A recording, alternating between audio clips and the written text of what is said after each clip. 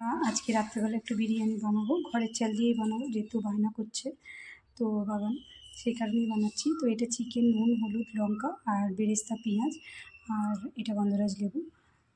তো আমি টক দই আজকে নিই, সেই কারণে গন্ধরাজ লেবুটাই দিয়ে দিলাম।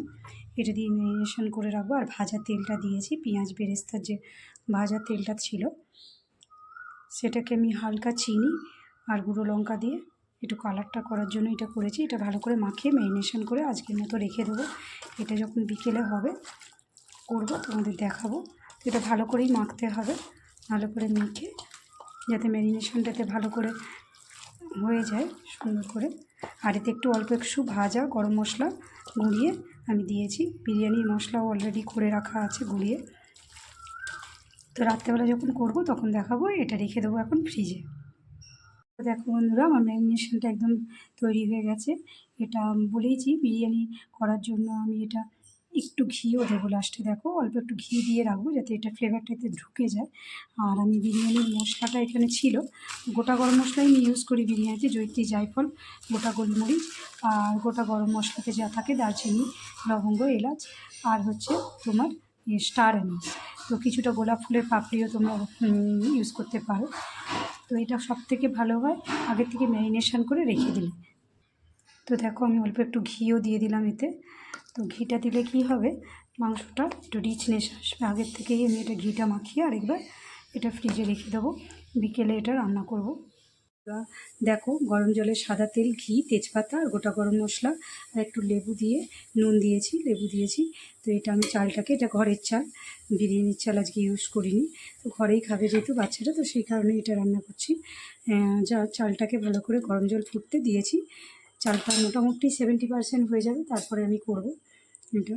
এখানে দেখো তেজপাতা, জয়িত্রী, জায়ফল আর হচ্ছে গোটা গরম মশলা এগুলো সমস্ত নিয়ে এটাকে গুঁড়িয়ে নিয়েছি। এটা হচ্ছে বিরিয়ানির মশলা। আর এটা যেহেতু সকালে গুঁড়িয়েছিলাম আর দেখাতে পারলাম না, শেষও অনেক হয়ে গেছে। জয়িত্রী, জায়ফল, তেজপাতা, গোলমরিচ আর সমস্ত কিছুই মিলে এটাকে গুঁড়িয়েছি আমি। ভালো করে একটু হালকা করে নেড়ে গুঁড়িয়ে নিয়েছি। এলাচ আছে, লবঙ্গ আছে, এর মধ্যেই সবই গোটা গরম মশলা আছে আর বিরিয়ানি মশলা আছে। তো এটা গোড়ানো হয়ে গেছে, এটা ইউজ করব। এবার চিকেনটা রান্না করে নেবো হালকা করে। তো দেখো বন্ধুরা, আমি এখানে পেঁয়াজটাকে বেরেস্তা করে নিচ্ছি। পেঁয়াজটা কিন্তু হালকা হাতে বেরেস্তা হয় না, এটা আঁচটাকে ফুল এতে রাখবে। তো ওটা বেরেস্তা করবো। দেখো পেঁয়াজটা পুরো ভালোভাবে বেরেস্তা হয়ে এসেছে, আর একটু কুরকুরে মতো হবে, তারপর আমি তুলে নেবো, যেটা বিরিয়ানিতে ইউজ করব। এখানে আমি অল্প একটু কালারের জন্য হলুদ দিয়েছি।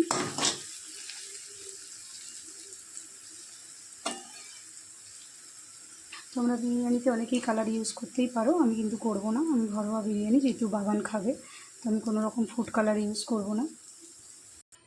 তো ওই পেঁয়াজ বেরেস্তার মধ্যেই দেখো পেঁয়াজটাকে আমি তুলে নিয়েছি বেরেস্তাটা। এখানে আলুগুলোকে একটু হালকা গরম জলে আমি 5 থেকে 7 মিনিট রেখে দিয়েছিলাম, তারপরে আমি এটাকে এখন ভেজে নিচ্ছি। তো এটাকেও লাল লাল করে ভেজে নেবো আলুগুলো।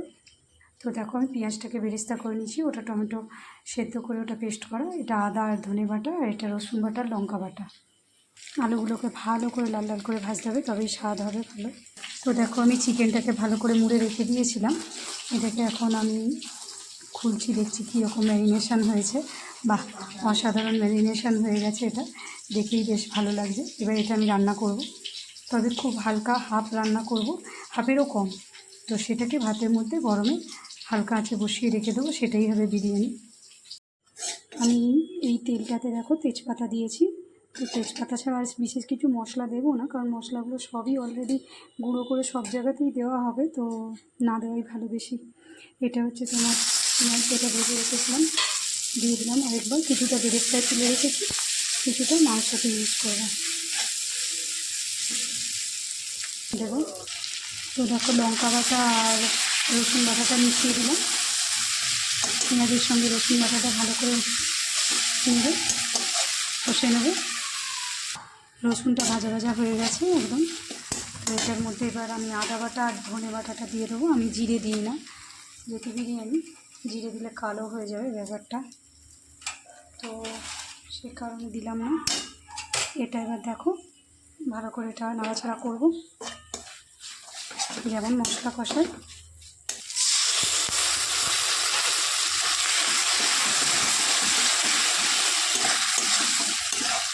এটা একটু কষা কষা হয়ে গেলে ম্যারিনেট করা যে চিকেনটা ছিল সকালে ওইটাই আমি দিয়ে দেবো।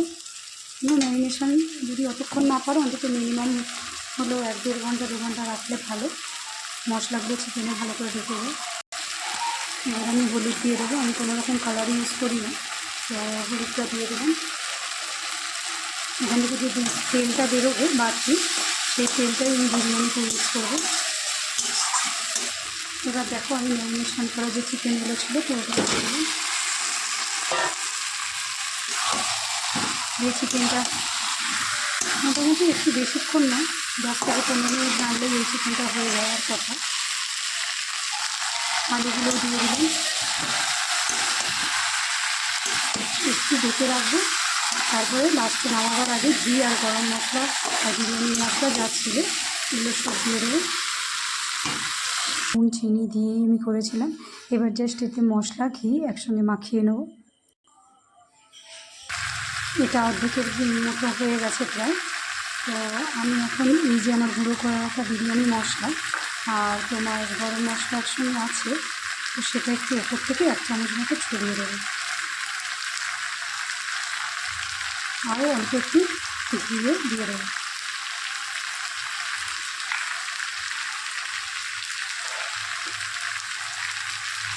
বন্ধুরা এখন যা গন্ধ বেরিয়েছে,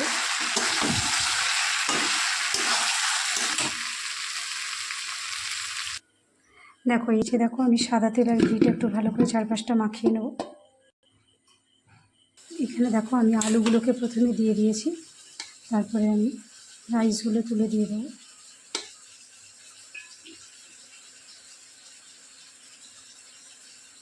এটা নিচের থেকে যেগুলো রাইসগুলো সেগুলো আমি ওপরে দেবো, আর ওপরের রাইসগুলো প্রথমে দিয়ে দিচ্ছি। যেগুলো একটু কাঁচা কাঁচা বেশি আছে তো সেটা আমি নিচে দিচ্ছি ভাতটা।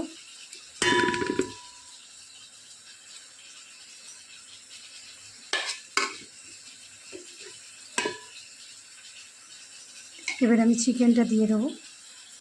তো দেখো আমি প্রথমে 3-4টে পিস চিকেন দিয়ে দিয়েছি, আবার ঘি দিয়েছি একটু অল্প, আর বিরিয়ানির মশলা দিয়ে দিয়েছি। যেমন পাট করে সাজাতে হয় তোমরাও জানো, নানা রকম ভিডিও এখন হয়, তো আমি এইভাবে বানাই, তোমরাও এইভাবে বানিয়ে দেখো, ভালোই লাগবে। তো আবার আমি একটু ঘি দিয়ে দিলাম। মোটামুটি প্রত্যেকটা পাটে ঘি আর একটু বিরিয়ানির মশলা দিতে হবে। নুন যেহেতু আগে দিয়েছি, নুন চিনি যে যার আন্দাজ মতো দেবে, চিনি খুব অল্প লাগে বিরিয়ানিতে। এবার আমি একটু বিরিয়ানি মশলা দেব,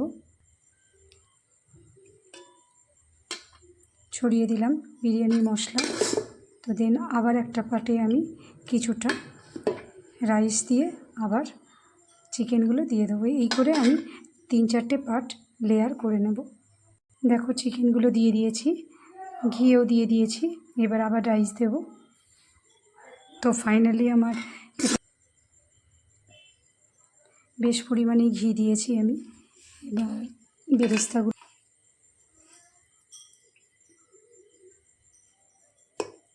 ব্যাস হয়ে গেছে। এবার আমি বিরিয়ানি মশলা দেবো একটু।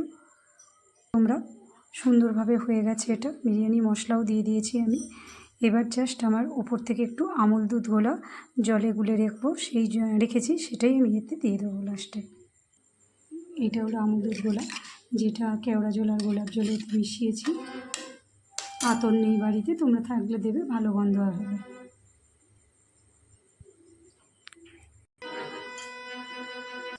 তো এটা এপাশ দিয়ে আমি দিয়ে দিলাম।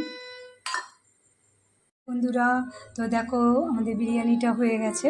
তো এটা আমার কাটার পালা, এবার কেটে জাস্ট এই প্লেটটা সার্ভ করব। তো দেখো আমি তোমাদের কেটে দেখাচ্ছি।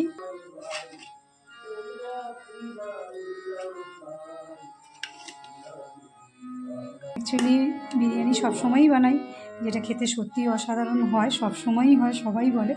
তো তোমরা আজকে কমেন্ট করে দেখো, ভালো লাগলে অবশ্যই একটা কমেন্ট করে রেখে যেও। এটা এত গরম যে ধোঁয়া হচ্ছে, তোমরাও দেখতে।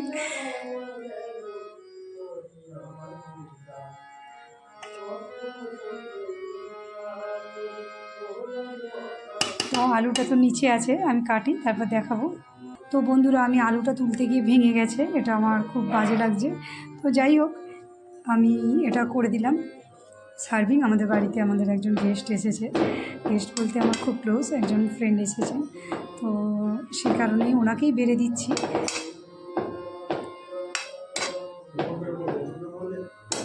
আমি আলুটা করতে পারিনি, তো এই হলো আমার বিরিয়ানি। টাটা। এটা দিয়ে এবার সার্ভ করে দিলাম।